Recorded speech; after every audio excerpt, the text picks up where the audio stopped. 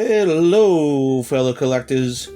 Frank M. TTM here, back with another TTM Success video. TTM stands for Through the Mail. Success autographs. I sign autograph requests through the mail and get them signed.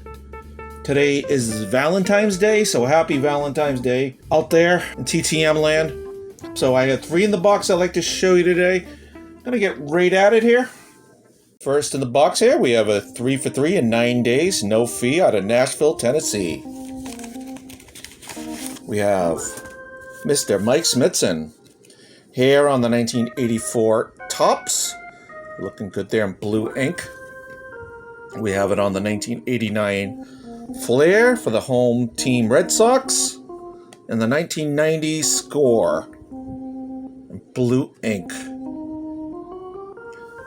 Mr. Smithson's full name is Billy Mike Smithson.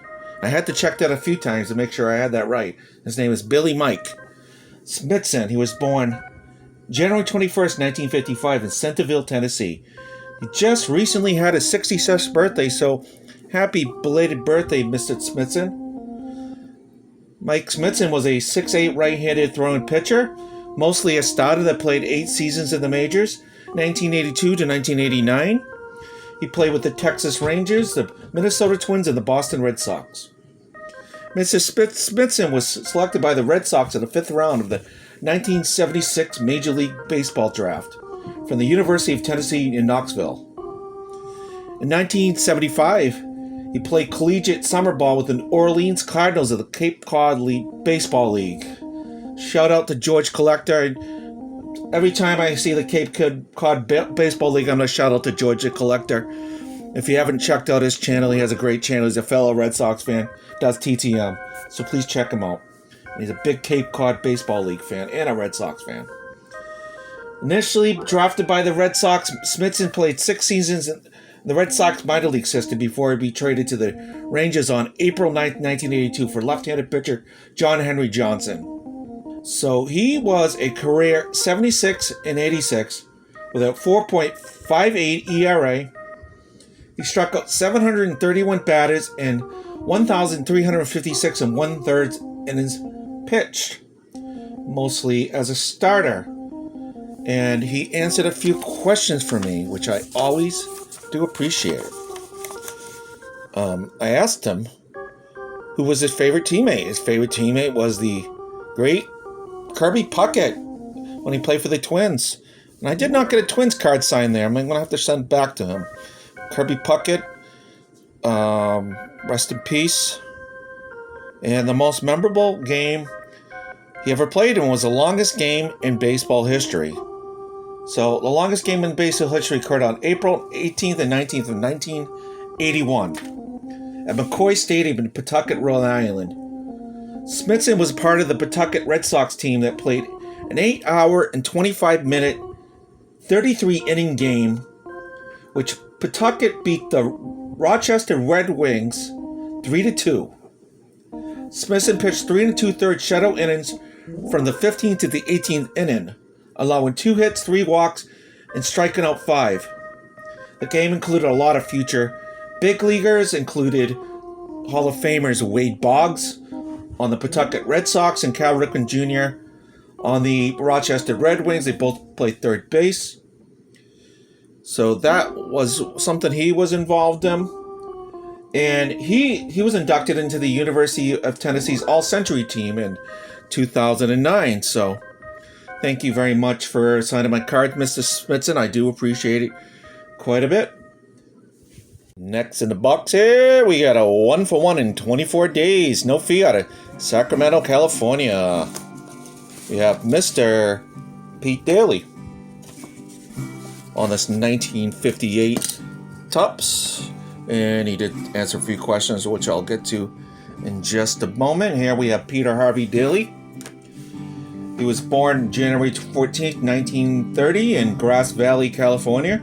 He celebrated his 91st birthday last month, so happy belated birthday, Mr. Daly. Hope you had a good birthday party.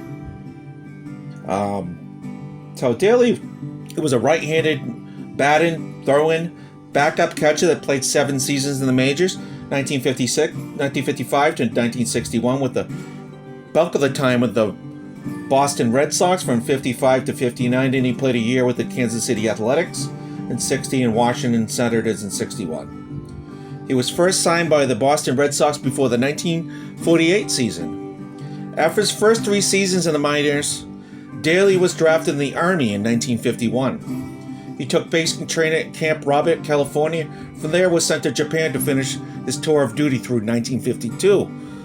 So I do have to say, every time that I see anybody who served in the military, I want to say thank you for your service, Mr. Daly. I do recognize it and I do appreciate it.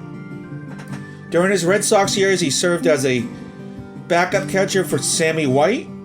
He was a great defensive catcher with some pop in his bat. Twice in his Red Sox career, Daly had a 4-hit game. By coincidence, both were on the same date. He went 4 for 5 with 3 singles and a double on June 14, 1956 at Fenway Park, when Boston edged Cleveland 10-9. 3 of his hits came off of the offerings of future Hall of Fame hurler Bob Lemon, included a double in the 4th. Exactly to the date 3 years later, on June 14, 1959, he was a perfect 4 for 4 for Johnny Kooks and Tom Gorman, a 6-1 win over Kansas City, including 2 doubles, 1 off of each pitcher. Ironically, in Pete's other 5 years in the majors, his name never appeared in another June 14th box score. So, Mr. Daly was a career .239 hitter. He had 18 home runs and 120 RBIs and 1,181 at-bats. At the catching position, he had a .393 career fielding percentage, making just 11 errors and 1,628 chances. He threw out 35% of the runners stealing. And he did answer a few questions, and I'm sorry, oops, I knocked you over there. And I asked him, who was your favorite Red Sox teammate? And that would be Frank Malzone. So Frank Malzone was a third baseman for the Red Sox during that era in the late 50s. And he did not answer the second. I answered the most memorable game, all of them. And so after interesting facts about Mr. Daly, after his playing career, he managed a 60-lane bowling alley and a pro shop in the Boston area for 3 years in the mid-60s. Then he moved back to California, where he was a salesman of health and beauty aids in Southern California. And apparently, according to the source that I was reading, there's still some Red Sox nature in Pete Daly.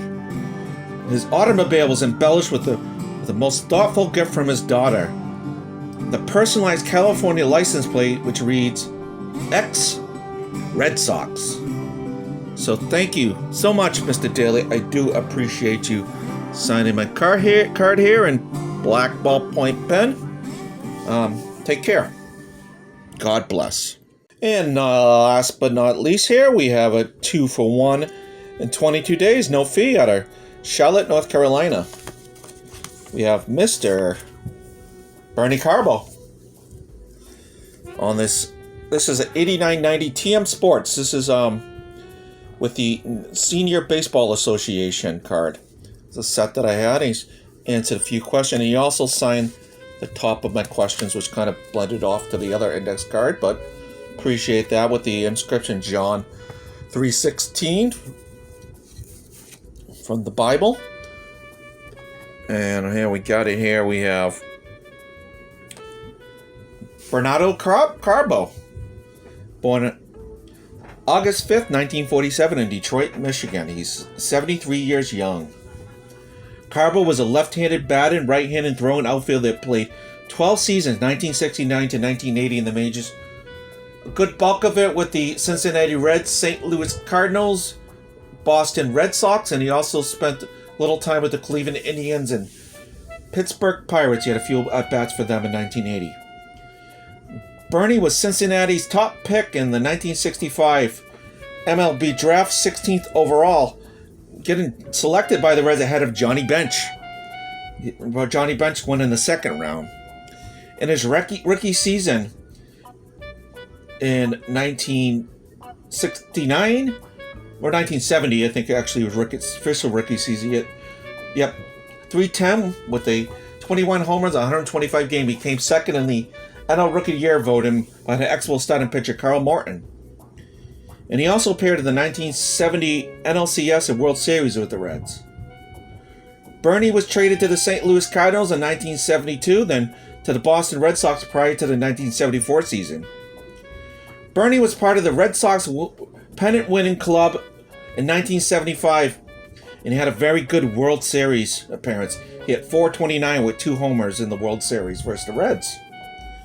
Both of those home runs were pinch hit home runs, including his dramatic home run, which brought Game 6 into extra innings, with Boston finally winning with Carlton Fisk's famous walk-off home run in the 12th. So, if we had no Bernie home run, Bernie Carbo home run, we would have had no walk-off Carlton Fisk. Bernie's 2 pinch hit home runs of the World Series tied a Major League record set by Los Angeles Dodgers Chuck Usagen in 1959, one of my previous TTM returns. So he did answer a few questions here, which I always do appreciate. And I asked Mr. Carbo, who was your favorite teammate? And so he answered a couple here. We had Pete Rose, that would have been with the Reds. I think that says Yaz with the Red Sox, and Mr. Bill Lee with the Red Sox. And I asked him about the Senior Baseball Association. So he played a couple. Senior Baseball Association was a league that ran 2 seasons from 1989 to 1991 in Florida for players 35 and older with a minimum of age 32 for catchers. So Carbo played for the Winter Haven Super Sox, which included former Red Sox pitcher Bill Spaceman Lee was the manager, and also included former Red Sox Ferguson Jenkins, Gary Allison, and Delton Jones, which I received a prior TTM from as well. So I asked him about that. Any favorite moments when you played for the Senior Baseball Association? He said, Red Sox Buffalo gang over. So I'm not sure what the Buffalo gang is, but I'm wondering if it was those group of Red Sox players that he played with. And I did have if you want to go back to episode 41, I told the story about Dalton Jones was his number of his teammates, and so how the story went, Dalton Jones led him to Jesus, and fellow teammates Ferguson Jenkins and Bill Lee helped him get into treatment for his addiction. So he had struggled with addiction since his playing days, and some of his teammates helped him get help, and he finally got clean from drug use, and he started the Diamond Club ministry, which I did ask him if he put in some information in there, but he didn't about that. What the Diamond Club ministry was, he traveled around the country speaking primarily to young adults about faith, baseball, and the dangers of substance abuse. And an interesting fact about Mr. Carbo as well, I didn't know, I was reading this. He also served as a substitute teacher. And the last question I answered here was, or I didn't answer, but he answered, any most memorable moments managed to the Pensacola Pelicans? So the Pensacola Pelicans were a minor league baseball team in Pensacola, Florida, and he managed them from 2003 to 2005, compiling 103 record as a field manager of 593 winning percentage. And he said, won the title, never the playoffs. So he led the Pelicans to the championship series in the independent South Central League in 2003, losing to the Baton Rouge Riverbats. And he resigned in February 2006 in order to return full-time to the Diamond Club ministry. So I was interested in a lot of his post-career stuff, but during his Major League Baseball career, we did quite well. He hit it with a career 264 hitter with 96 bombs and 358 home runs and 2,733 at-bats. Primarily played the left field and right field position. He had a 978 career fielding percentage, making 29 errors and 1,327 chances. So, thank you very much, Mr. Carbo. I do appreciate it. So I want to thank everybody here for joining me on this Sunday afternoon, Valentine's Day. I hope you're having a good day. today. I hope you're... I know, it's one of those commercialized holidays, but I hope you have some people to care for out there, or some Valentine's out for you out there. I know how it is. Hallmark card holiday. But anyways, these are my Valentine presents, I guess. Here, my wife gave me a card too. But thank you very much, Mr. Smithson, Mr. Daly, Mr. Bernie Carbo. Do appreciate it. Happy with these returns today. Oh, I wish you all a good week this week. Take care. God bless. Peace.